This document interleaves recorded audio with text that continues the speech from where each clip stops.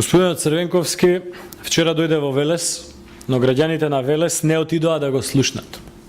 На плоштадот во Велес имаше луѓе и од Штип, и од Кавадарци, и од Прилеп, и од Скопје, и од Куманово, но најмалку имаше луѓе од Велес. Впрочем, огромниот број на автобуси криени низ улиците во Велес, благодарение на медиумите, вчера ги виде целата македонска јавност. Граѓаните не излегоа да го слушнат Црвенковски, бидејќи Велес во време на СДСМ од најразвиен индустријски центар стана најсиромашен и најуништен град во Република Македонија.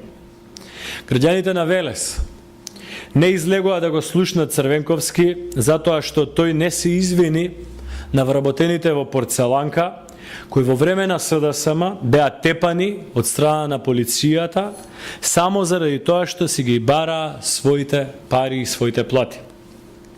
Граѓаните на Велес не излегоа затоа што најголемата фабрика за порцелан на Балканот, само како еден од највидливите дела на криминалната приватизација на СДСМ и Црвенковски, ја распарчија и ја оставија во тешки милионски долгови, затоа што 4000 семејства само од оваа фабрика останаа без својата екзистенција.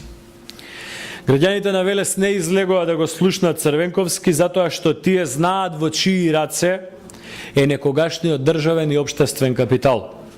Тој имот денеска се наоѓа во собственост или на комерцијална банка, или на групацијата М6, или на кланот Заеве од Струмица. Овој имот, кој некогаш им припаѓаше на граѓаните и на работниците, заврши во приватна собственост на сопартијците и соработниците на Бранко Црвенковски. Денес, овие луѓе, кои не се велешани, се газди на големите имоти во Велес. Затоа граѓаните од Велес немаат никаква доверба ниту во Бранко Црвенковски, ниту пак во оние велешани кои не му се соработници, следбеници и послушници. Го слушнавме господинот Црвенковски како ја повтори невистината дека СДСМ го градел автопатот од Скопје за Тетово.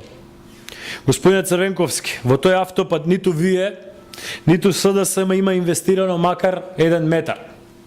Тој автопат започна да се гради во 1998 година, а заврши да се гради во 2002 година. На сликата која објавија медиумите, од свеченото пуштање во употреба на автопатот се гледа дека подпредседателот на владата, господинот Джевдет Насуфи, е тој кој што го пушта овој автопат во употреба, а тој не беше подпредседател на влада на СДСМ.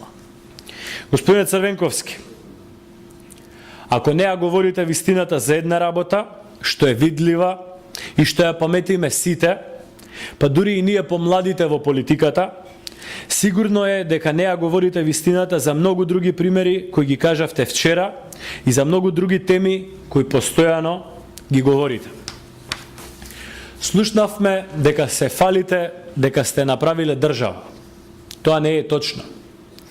Вие наследивте веќе осамостоена држава со само 16% невработеност, со развиено стопанство, со силни предпријатија, а оставивте држава со 38% невработеност, со разграбени и уништени предпријатија и со криминал невиден никаде во Европа. Господине Црвенковски, вие оставивте држава со сменето име, со прифатена срамна референца БЈРМ, оставивте држава со сменето знаме и сменет устав. Државата не почна од вас, господине Црвенковски. Вие сте само една лоша епизода, која што граѓаните на Македонија долго ќе ја паметат како таква. Господине Црвенковски и колеги од СДСМ, дали додека бевте во Велес и Велешко, им кажавте на луѓето дека овде во Скопје предлагате намалување на пензиите, дека предлагате намалување на платите, дека предлагате намалување на социјалните средства што ги добиваат граѓаните, дека предлагате намалување на субвенциите за земјоделците. Единствено нешто за што вие од СДСМ предлагате зголемување во овие неколку години е зголемувањето на даноците, кои на крај повторно ќе завршат на грбот на граѓаните.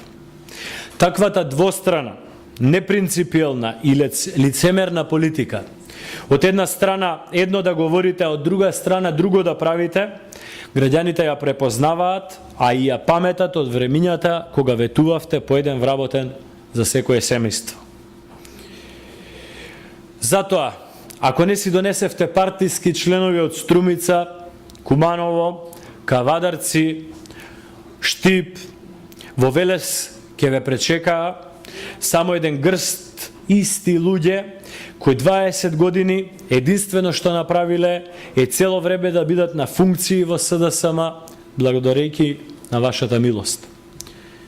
Господине Црвенковски, Велес е градот кој што најмногу пропати заради вашата транзиција и заради вашата приватизација. Велес е градот кој што безкомпромисно ве казнува заради тоа многу пати поред. Во Велес вие повторно ќе изгубите и повторно ќе ја плаќате казната за погрешните политики од транзицијата.